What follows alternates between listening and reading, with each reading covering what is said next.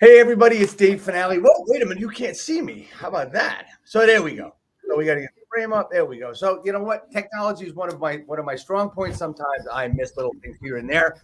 One man band here doing studio, doing everything. I'm Dave Finale. This is Real Estate Talk TGIF, episode 212, which means that we have done 209 weeks in a row. Today starts our fifth year on this broadcast. That's 209 weeks in a row, as you can see on the screen. I am so happy to have the handsome home buyer, Charles Weinraub. Hey man, thanks so much for coming on. I've seen you. I've seen you speak. I've heard you talk. I've watched you on Instagram forever. Thank you so much for coming on today. No, my pleasure. Thank you for having me. Really, it's a pleasure. Well, we're gonna get into this conversation, but first, as we typically do, hold on. First, as we typically do, we go to a quick video. Real estate agent, are you looking to acquire clients consistently so you can grow your business and your income to live a great lifestyle? This is Dave Finale and the RE Skill Builder podcast.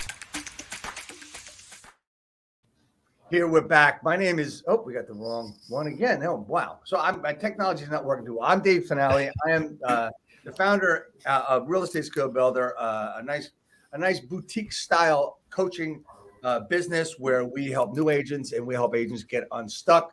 Also team leader of the Modern Agent team here in Northern New Jersey. Charles, how are you, man? I'm great, man. Excited to be here. I got to tell you, I mean, not to date you, but I wish I had your energy today, let alone, a couple of years down the road. God bless. You are fired up and I love it. Thank you, man. I love that. Thank you so much for that compliment. I mean, this is what you get. I mean, I've always been like this. My brothers tell me that I've got the wrong gene. I'm the youngest of 8. Okay. My brother has told me that I got the different gene, and I don't know what he means by that.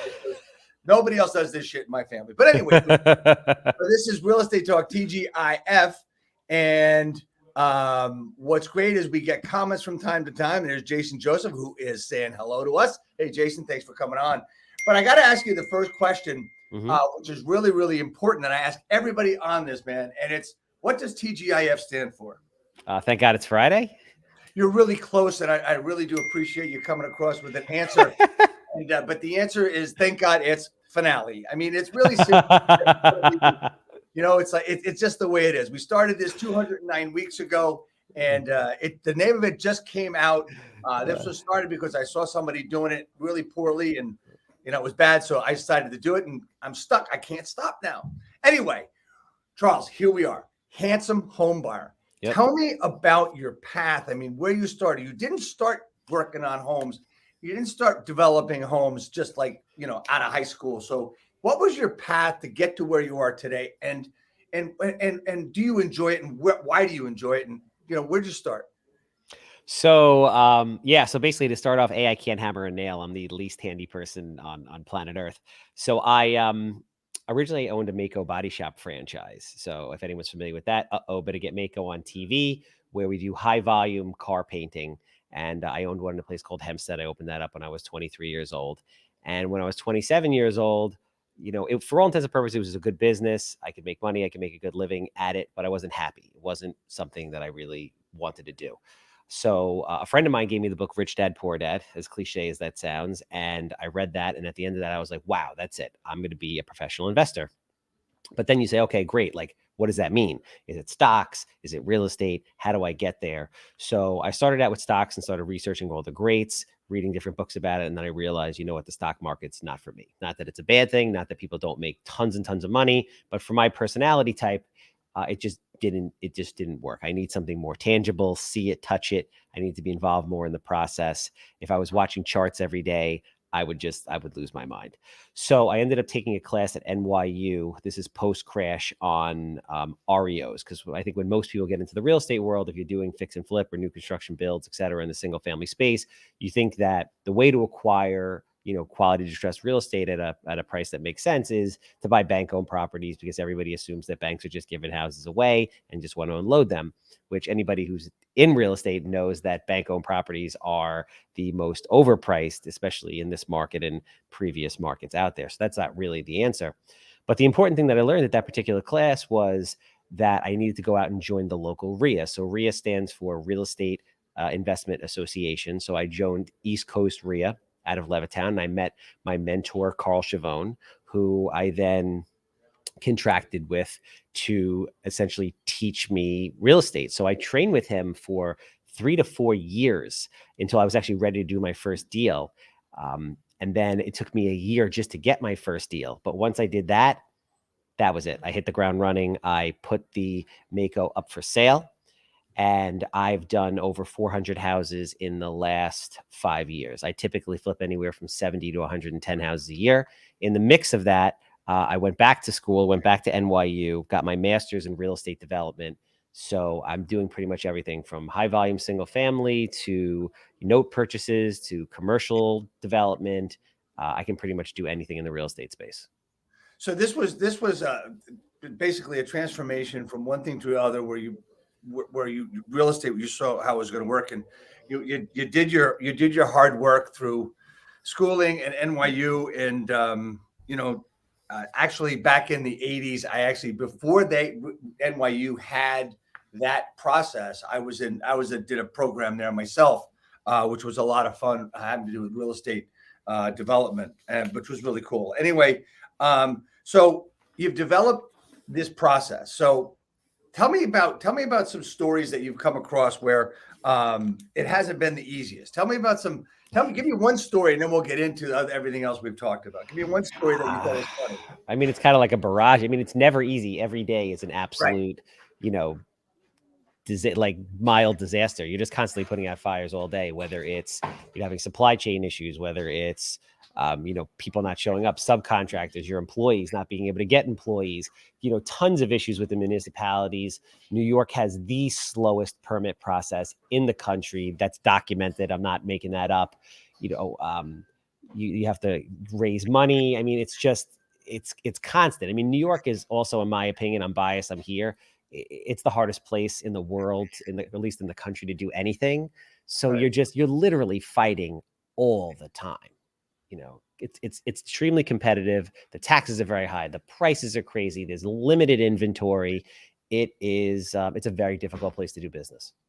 I see what you mean about the permit process, the approval process, and I've been in real estate for a long time. Started in management, property management, leasing, et cetera, and then also developed, did a lot of different types of building, mixed use building, industrial building, commercial, and as well as houses. And the process for me was daunting. It was tough. It's just as you're saying. I mean, yeah, it's probably a lot easier here in New Jersey, or was a lot easier back in the 80s and 90s. My goal was always to be as friendly as I could with the people in the offices. Is there any way to circumvent the BS you've got to go through in the permit process and all that stuff? No, unfortunately, no. I mean, the thing we could do is try to be as proactive as possible. So as soon as we get houses under contract, we start drawing plans, we start submitting documents, we try to get it rolling. But the days of like, I know a guy who knows a guy who can push this thing through just isn't there. Right. And we do such heavy volume that we wouldn't be able to do that anyway across multiple building departments. So you just kind of have to factor it into your overall cost and just deal with it, because that's just the reality of what's going on. And it's not going to get better. It's never going to get better. Yeah, no, I get that. And one of the things that, in my following you and everything, I came across this thing called Captain Permit. Mm-hmm. Talk to me about Captain Permit. You also have a video that talks about, the most difficult towns in your area to get permits from. Talk to me about Captain Permit and what that does for people. So I'm a fully vertically real estate development firm in the sense that we have, in-house construction, in-house cabinetry, in-house property management. And I own all these kind of like offshoot businesses that end up helping my real estate development company, for the simple reason that it's very difficult for me to find someone to do the things that I need them to do. So the permit process became such an issue that I ended up opening up a company called Captain Permit, which is a drafting and expediting company, which essentially drafts plans and helps expedite permits for myself and also for the general public. Again, I did that because I had expediters disappearing with money, just disappearing, not knowing what they're doing. And when you're carrying a house, and it could cost you anywhere from $100,000 to $350,000 a day to carry a house, when you factor in all the interest and taxes and all everything. If a guy disappears on you for 2 months or 3 months or whatever it is, it's a massive amount of money that you're losing. Right. So all right. So let's get into some nitty gritty stuff when it comes to investing. I mean, okay, so you're out there, you're going around, you look at houses like crazy, and you are a hands-on guy, right? Mm-hmm. You're not someone that's going to listen to say, hey, I got this thing over here, I saw it, you want to buy it? No, you're a hands-on guy. You're going into these houses no matter what. So in the ABCs of investment, when it comes to a flip, when it comes to something like a residential purchase, what are you looking for? So it really depends. Like for me, I'll pretty much buy almost anything, right? Because anything will sell fast at the right number. So it's really about that. It's essentially, what's this house going to be worth when I'm done? And what am I going to do with it? Am I going to put a dormer on it? Am I just going to clean it up and sell it? Am I going to gut renovate it? Am I going to knock it down and build houses? Am I going to build multiple houses? Am I going to build office there? Like, what am I going to do there? So I figure out what the highest and best use of the property is, and I subtract all the costs associated with buying it, carrying it, selling it, and renovating it. And that brings me to my maximum allowable offer. And then if that number works, I buy the house. If it doesn't work, I pass on the house. It's not an emotional decision. I noticed that there's a lot of people out there that are doing fix and flips and all this. And honestly, my experience, my life, my career in the 80s, it was to a point where things started picking up in the late 80s, and there was this other boom that we had back then. Anybody with a hammer and a pickup truck was called a contractor, and now it's like anybody with a couple of dollars in their pocket with a hard money guy behind them was a fix and flipper, right? So I mean, are you seeing the same thing that I'm seeing? Are you seeing people like that and those kind of investors in the market? And do they hamper you or help you? So I think it's probably worse than when you were in the business because of technology and TV. So when you were doing it in the 70s and 80s and 90s, there weren't, TV shows on HGTV dedicated to this type of stuff. Right. So as a result, and it wasn't as easy, like access to capital wasn't as easy, access to, information, looking up houses, et cetera. It wasn't as easy. So I think, and my mentor, Carl, will say it, he's been in the business for 40 years. He's like, this is the most competitive market he's ever seen in his entire career. So it's very difficult. Do they hurt me? No, listen, at the end of the day, there's so many houses in Long Island. I couldn't buy all of them if I wanted to.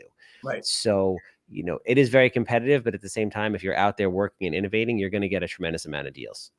Right. Okay. So yeah, I mean, the difference between the 80s and 90s and today is we had Carlton Sheets, right? Have you heard of Carlton Sheets? Mm-hmm.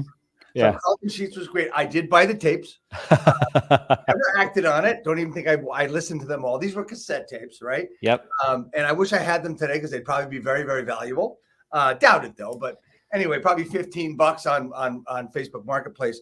But yeah, we had that a lot. So when you're looking, you talked about your process of what's it going to be worth when I'm done? What am I going to do to the house? What's going to be the highest and best use in the house? So that's basically what you basically said there, and correct me if I'm wrong, is a business plan of sorts for the house. Do you have, I know you probably have it in your head, but do you have a checklist in your head that you're going through of what you're looking at in that residence, in that home that you're going to renovate or work on? So it's really, we have a system in the sense that I have an amazing team that executes everything for me. But I always look at the houses because it's my money, and more importantly, it's my investors' money. I raise private capital in order to fund all these deals. And again, we have, doing 70, 80, 90, 100 plus houses a year in New York. It's a lot of money on the street. So I take that very seriously. What typically happens is I see a house for the first time. I decide I'm going to buy it. I send the demo team in there. They gut the entire place. And then my foreman and I go over there. I give them a top-down layout of how I want the house set up. And then that's pretty much it. I work with a designer that designs every single house as far as all the finishings, color combinations, and things like that. So there's a lot of instances where I go into a house, I buy it, we gut it, I give my foreman a top-down overview. I never see it again. You never see it again. You don't do a walkthrough. You don't go see if everything's getting done, but your foreman's doing all the work and make sure it gets done. And he knows how you work and knows what you want. Yeah, I have over 40 people that are working for me. I don't have time to do that stuff. So basically, once I set it up for him, they just run with it. Like I said, we have a construction company in-house. They run everything. We have a designer that is designing all the, kitchens, bathrooms, siding colors, everything. And the team just takes it and runs. My job is to facilitate, new business coming in and raise money and be innovative. Okay, so let's talk about history now. So you've been doing this for a number of years. And of course, a few years ago when you first got started, it was a little bit different today, or is it basically the same?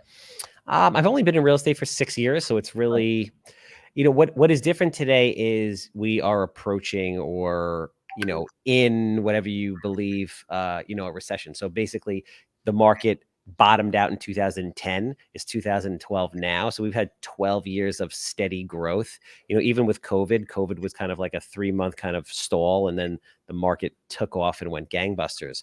So for a lot of people like myself, they haven't had the experience of dealing with a turbulent or down market. And I think that's the toughest thing for a lot of people to deal with right now.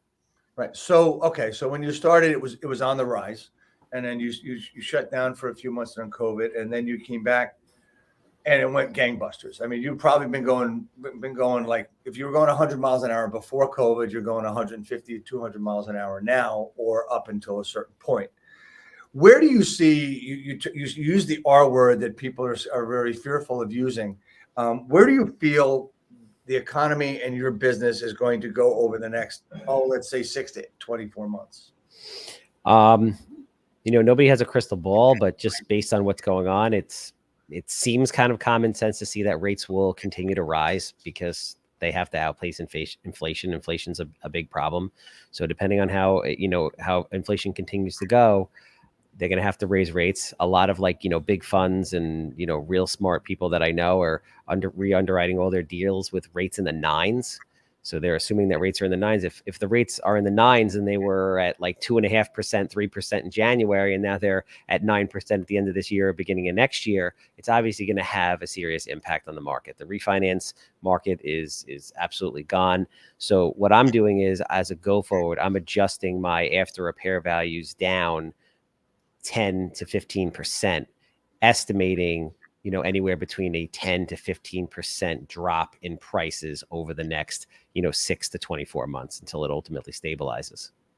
Wherever you look, wherever you see all the NAR and CoreLogic and all these places are predicting an appreciation rise continuing through 24. Yeah. And actually 24 it would stabilize.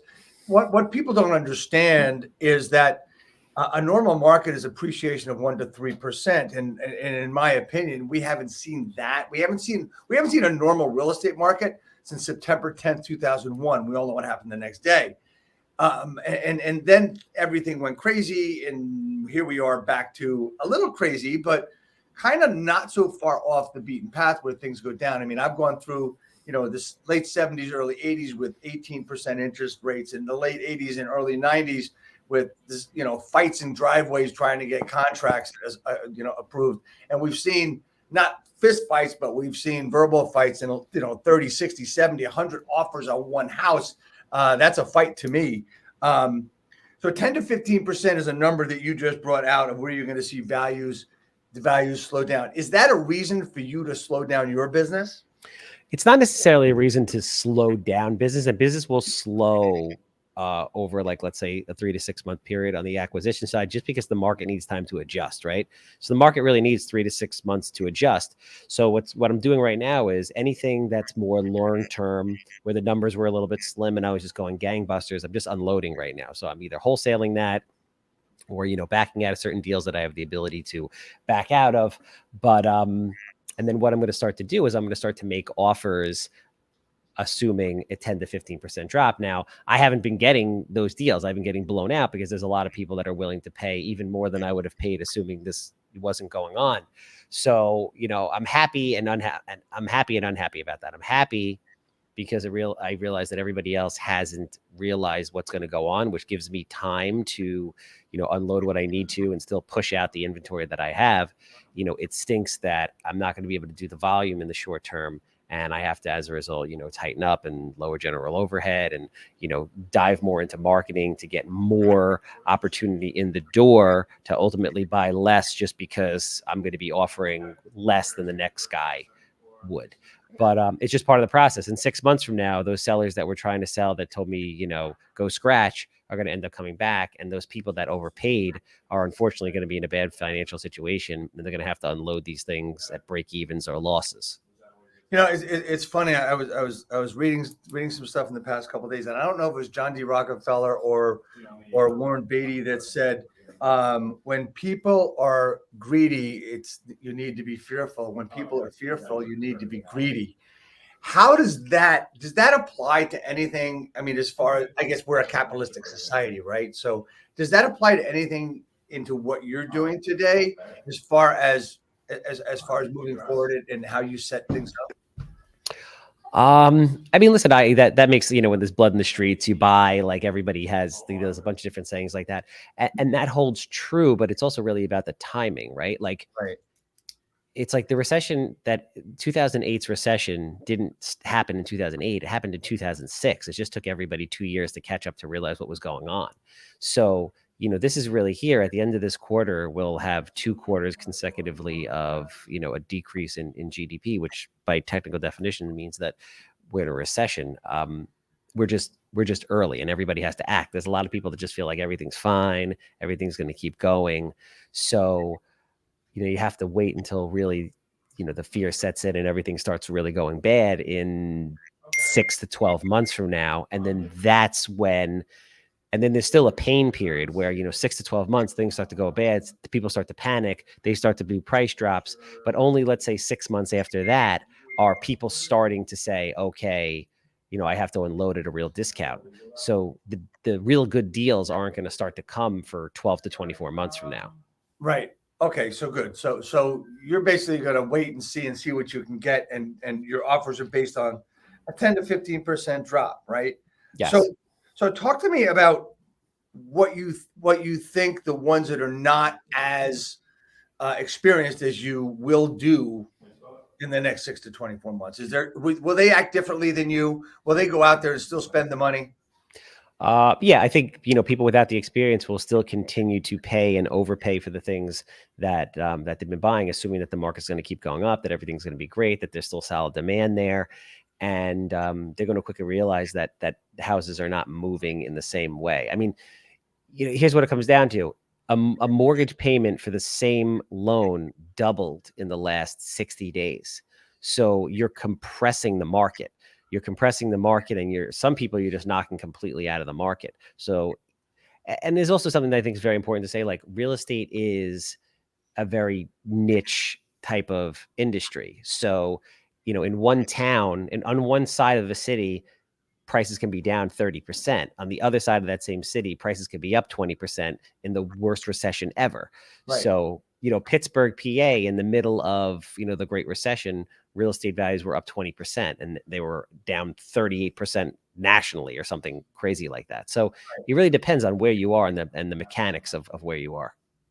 One second. So what you're looking for is all based on dollars and cents and where it's going to come out at the end. Does everyone have the same, most investors, does everyone have the same idea as to what they're going to do? Because I know, there's you, which is, it's a business, is go forward. And when I do it, it's the same way. What's it going to get me? Have you seen and have you ever mistakenly overdone a renovation, overdone a fix? No, we don't do that. I mean, I have a tremendous amount of, actual training and then real world experience. So we don't overbuild. There's something called norming the market, where you're essentially going to take stock of, the houses in a particular area, and you're going to build to that level, if not slightly higher. But after that, you're just throwing money away. So no, we don't. Again, I trained with Carl for 4 years. I have a master's in real estate development at NYU. I have a lot of education and actual experience to back that up. So, okay. So we've talked about you being an investor, other investors. So an investor comes along and he's got a lot of cash. Is he going to put that cash in? Is that smart to use cash, or is it still smart to use other people's money when you possibly can. I mean, everybody's idea of a good investment as far as a return is different. Everyone's idea about leverage is different. Like I have a very close friend of mine who absolutely hates leverage. It drives him nuts. He can't sleep at night. If he owes somebody money, he freaks out. For me, I think leverage is an amazing thing. It's enabled me to scale my business and grow wealth over the last 6 years that I've been doing this. And, other people's money is a very, very powerful thing. It's just a matter of how you're wired. It's very difficult to scale without using other people's money. There's just not enough money out there personally that anybody has to be able to do something like that. Okay. So for me, one of the things you're doing is so very cool and so interesting to me is the digital building of a house. Okay. You have a video out there that shows actually walls being poured. Talk to me about how that's being done and how it's being digitally printed. So basically, I'm one of my very close friends is the founder of a company called SQ4D, which is the leading 3D printed technology on the planet. So essentially what he designed is a 3D printer, which is a giant gantry style machine that extrudes concrete and 3D prints houses 40% faster, 40% cheaper. And these things are fireproof, floodproof, insect proof.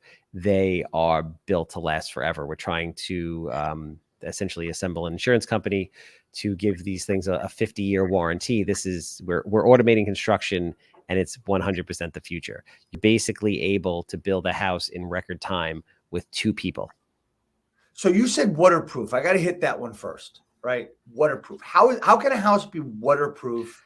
Well, waterproof in the sense that like we've put these houses through all kinds of tests. Like we hit them with a flamethrower. Obviously, they don't burn. Concrete doesn't burn. We threw bricks and block at it, like doesn't even make a dent. It's 9,000 psi concrete. It's the same level of concrete that they would build, superstructures in Manhattan.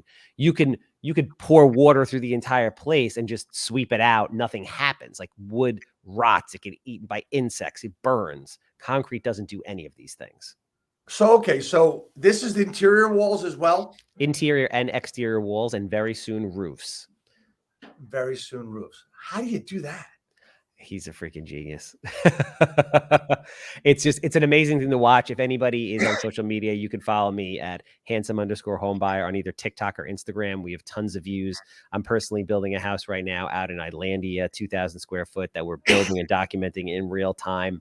It's the future. There's no question. So I had seen that when we talked the other day. I said I had seen that a while ago, and it had to be this one gentleman, one guy. And I just think it's just absolutely amazing to be able to do that. But you know what? People think that if you remember, you won't remember, probably I do remember the television series Star Trek, and people will say that Star Trek basically invented like 50 items of the future. Well, basically, it didn't invent them. It just was imagination, right? And it just goes to prove that with a printer and a 3D printer, you can do anything. It's imagination, right? And that's how it goes. Where do you think your business is going to go?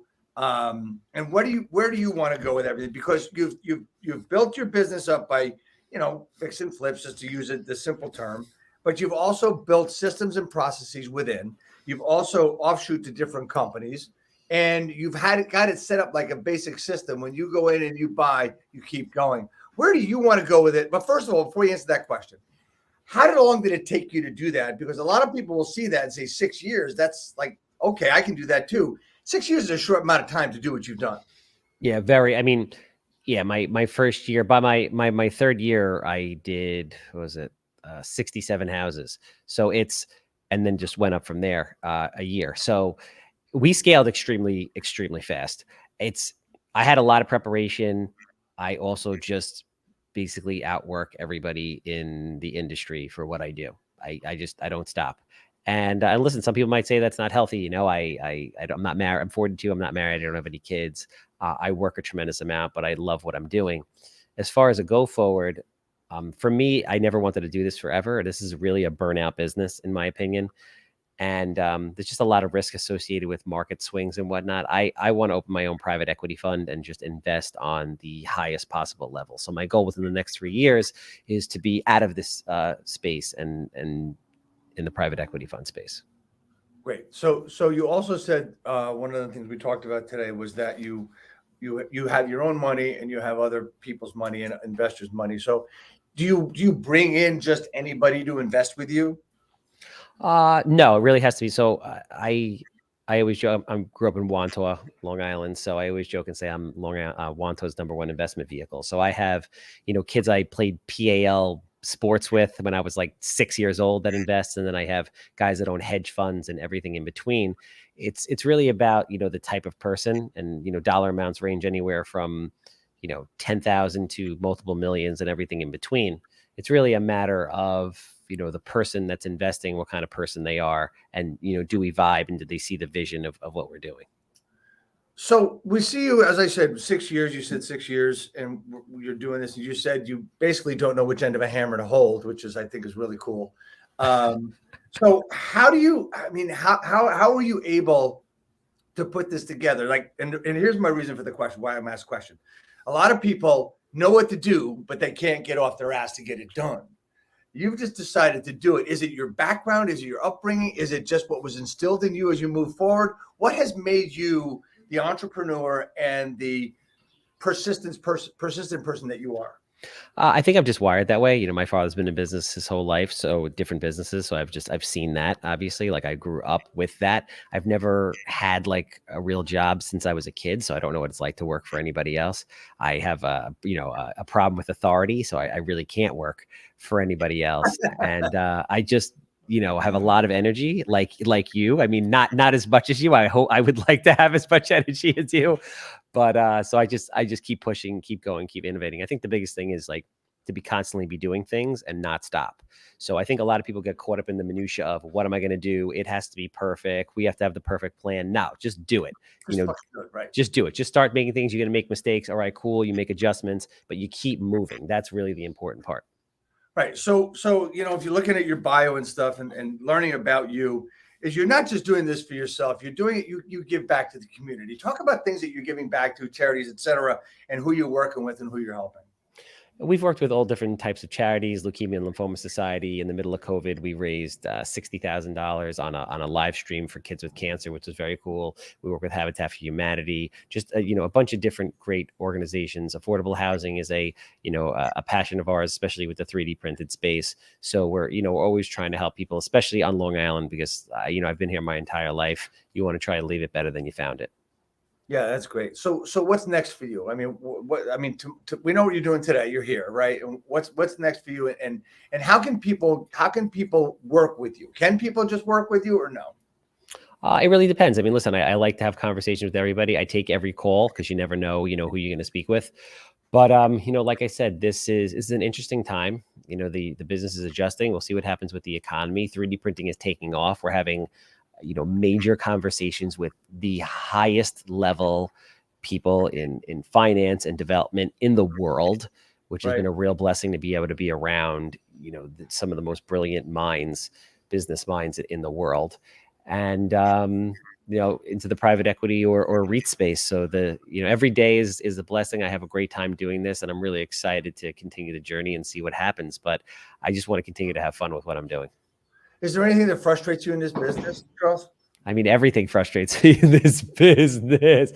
It's very hard. It's a beating, and everybody's coming down on you from every possible angle when you're in business, especially in a place like New York. It's difficult. It's government, it's municipalities, it's competition, it's everything. So me being in the real estate field as a real estate broker, salesperson, whatever, and also a coach, what advice would you give to real estate agents working with investors and working with someone like you? I think it's really important, and I'm a contributor to BAM, Broke Agent Media. I'm sure most agents that listen to this know the Broke Agent. He's all over social media, and he's hilarious. Yeah. But they have Broke Agent Media, and on Broke Agent Media, I'm a contributor. I write all kinds of articles, and one was just on this topic. So I think it's very important for realtors to interview investors, because in this space, most investors are full of shit. They're not real investors. So you need to make sure you need to make sure that you're dealing with professional people that are qualified. They're going to deliver for you, going to give you listings back, going to, have a good give and take with you so that everybody makes money, or you're wasting your time. So, it's very important to sit down with these people and say, what is your criteria? I want to see your actual concrete investment criteria, and they should be able to deliver that to you on a one pager that they should have already. You want to ask them where their funds are coming from. You want to be able to see proof of funds. You want to talk to people that they've done business with. You want to make sure that they are ready, willing, and able to pull the trigger when that time comes, and that they're ultimately going to reciprocate and make sure that you make money when they make money. Yeah. So having owned my own brokerage for years and work with new agents and stuff, the thing I hear the most really over the years has been, yeah, I met this investor and we're going to sit down and talk about it. He wants to buy this house. He's got this house to sell. And I'm going to tell you that 99 times out of 100, nothing ever becomes of it. Nope. Because investors, like you say, most of these guys are full of shit and they're just going to use these people to get ideas or to get stuff. How do you have to get their information? Do you think they should work with them without seeing everything that you just said, like their investment criteria, their one page of that, et cetera? Should anybody go out without seeing that and talking about their investment criteria? It doesn't really make sense for them to. I mean, obviously this is as much an art as it is a science. You have to meet these people, talk to them, and feel them out. At the end of the day, like, an investor shouldn't feel disrespected by this, because, they shouldn't be wasting anyone's time, and they wouldn't want their time wasted. So Right. My opinion is I would qualify them the same way that you qualify a regular retail buyer. Like, you're not going to take a retail buyer out if they're not pre-qualified. You're going to say, hey, listen, we could go out, but it doesn't make sense. You could find your dream home tomorrow and you don't have a pre-approval. You're not ready. You don't even know if you can afford it, and you're not ready to pull the trigger. So it makes absolutely no sense. Let me introduce you to my mortgage guy or girl. They're absolutely amazing. Let's get a real number on this. This way we're prepared to go out and make real offers. Otherwise, you're wasting your time. Right. And basically, should you also ask them where their funds are coming from, aside from their own place, if it's coming from hard money, et cetera, where it's coming from? Yeah, no, absolutely. And listen, I think there's something that realtors have to understand about the dynamics of real estate investing. It's that, it's very hard in a competitive market, especially, to work with a realtor who's going to go out and make offers on properties for you that other agents are listing. It's going to be very difficult to acquire those type of properties. Most people like myself that do volume are getting off-market deals. So you're doing direct mail and cold calling and TV and radio and heavy duty social media, both organic and paid, and text blasting and all this stuff. So that's really where the deals are coming from for the real, professionals. Right. Great. So, okay. So if someone wanted to work with you, how do they get in touch with you? How do they talk to you? What do they have? Is there a criteria you have? We talked about do you work with others, but do you have a certain criteria? So I basically, like I said, I cast a very wide net. I'm unlike most other people in the sense that I buy everything. So I work with thousands of agents, hundreds, if not thousands of agents. I love them all. They bring deals to me. I renovate the properties. I give them back. When I give them back, I already have the pictures taken, the descriptions written, lockbox, everything's set up. It's beautiful, and the house blows out in a weekend. And it's a very, very, very, pleasant experience for everybody. It's important when you're an investor or a realtor that you create an experience for your client. So I'm willing to work with anybody. Obviously, if you're someone with money who's looking to invest in fix and flip properties from a strictly debt passive standpoint, I would love to hear from you. If you're a wholesaler who's sourcing deals in the New York or boroughs area, I would love to hear from you. If you're a realtor that occasionally comes across a house that stinks like cat pee, that's destroyed, I would love to hear from you, and I'd love to know you. So I am basically everywhere. You can call me. You can get at me through every social media platform. We put out 50 to 100 pieces of unique content every single day across 7, 8, 9 different platforms. So we're very, very easy to get a hold of. Right. So we've got your two websites, handsomehomebuyer.com as well as captainpermit.com, and your email address there and your Instagram handle. Thanks, man. You know what? This has been really good. Is there anything you want to end with, or anything you want to say as we move along and get rolling here? No, I think we're great. It was great to meet you. It was great to chop it up. And I really appreciate the platform to be able to share, some of the things that I've done and some of the things that I'm doing. Hopefully, this in some way inspires, at least one person to pursue real estate, because real estate's an amazing business. It's the greatest business in the world, in my opinion. You just have to be prepared. You have to have a thick skin. You have to work hard, and you have to get the education first and foremost, and understand that there's a process associated with being successful at anything, and it takes time. Well, yeah, that's exactly what I say. I mean, you have to want to do the work. You have to be able to see what you're doing, and you have to work. I mean, that is why I am doing what I'm doing today with this broadcast, with the Real Estate Skill Builder, and my team that I'm going. If you want to work in this business and you want to work with someone that's willing to help you, that's what we do at the Modern Agent team. Again, I want to thank you for being on today. At handsome_homebuyer is where you can find Charles on Instagram, handsomehomebuyer.com, captainpermit.com, and Charles at handsomehomebuyer.com. Hey, man, hang out with us. Well, oh, wait a minute. I almost forgot the most important thing. I've got 2 things. Number 1, how can Dave, me, help you grow your business? I think you already have this platform. See, this is the greatest thing about social media and about podcasting. A, you get to meet amazing people like yourself. And B, you never know where this video is going to go. You never know who's going to watch it, who's been watching it, and what opportunities you and I might have as a result of knowing each other. So what I always do is I just think of my network as your network. And I listen to you and want to know about your goals and your dreams. And I use my network to help you achieve those. And I hope that you do the same for me. Absolutely. And last but not least, man, you heard about the broadcast and you heard about the hat that everybody gets at the end. So I wanted to make sure that you know that this hat is coming to you. It's really important. We got the new logo, the new colors, same logo, new colors. And you know what, man? Thank you so much for being on today. Just hang out for 1 minute as we finish. And everybody, next week we have, wait a minute. I had it here somewhere. I don't know where to do with it. There it is. We have Ralph coming on, the Senior VP of Cardinal Financial. I think you know. Amazing guy. Right? And he's gonna come on. I saw you guys both for the first time at an event a few months ago, and I'm really looking forward to that. It's going to be a really good conversation. And hey guys, thanks so much for being on, and we'll see you all next week. Hang out for a minute there, Charles.